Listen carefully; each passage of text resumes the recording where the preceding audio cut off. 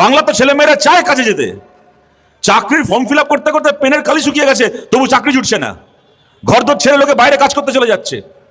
আগে doctor engineer হয়ে বাইরে যেত, এখন মাটি কাটার কাজ করতে বাইরে চলে যাচ্ছে, জোগাড়ের মিস্ত্রির কাজ করতে বাইরে চলে যাচ্ছে। কেন না? বাংলায় সেইটুকু কাজ নেই, গ্রামগুলো খালি হয়ে যাচ্ছে। এখানে কাজ করলে টাকা পাওয়া যাবে 200 টাকা, 250 টাকার দিনমজুরি, 300 টাকা রোজ, তার থেকে আবার 1 টাকা তৃণমূলকে দিয়ে দিতে হবে। আর বাইরের রাজ্যে কাজ করতে গেলে 500 টাকা, 600 টাকা, 700 টাকা দিনমজুরি পাওয়া যাবে। মাটি কাটার কাজ করার জন্য, রাজমিস্ত্রির কাজ করার জন্য গ্রামকে গ্রাম খালি হয়ে যাচ্ছে। পুজোর সময়, ঈদের সময় ট্রেনগুলো বোঝাই হয়ে আসে, পুজো শেষ হয়, ঈদ শেষ হয়, আবার ট্রেনে ঝুলতে ঝুলতে লোকে বাড়িঘর ছেড়ে বাইরে চলে যায় কাজ করতে। এই রাজ্যে মমতা বন্দ্যোপাধ্যায় আপনি লোককে কাজে পাঠানোর জন্য হুমকি দিচ্ছেন।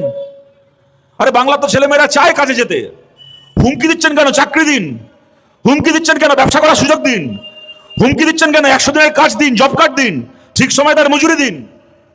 আপনি ভাঙুন ধর্মঘট, আমরা দুহাত তুলে সমর্থন করবো, আশীর্বাদ করবো। তা না করে গোটা বাংলায় লালবাতি জ্বালিয়ে দিয়ে ধর্মঘটের দিন ওনার মনে হয়েছে বছরে 365 দিন বাড়িতে বসে গাব জ্বাল দে, আমার দেখার দরকার নেই। ধর্মঘটের দিন সবাইকে প্রমাণ করতে হবে যে পশ্চিমবাংলায় আমি মমতা ব্যানার্জি, আমার কথায় বাংলা চলে, কারো ক্ষমতা নেই ধর্মঘট ডাকার। আমরা বলছি আপনার ওই 2 আনা চিঠিকে কেউ আর 2 পয়সা পাত্তা দেয় না।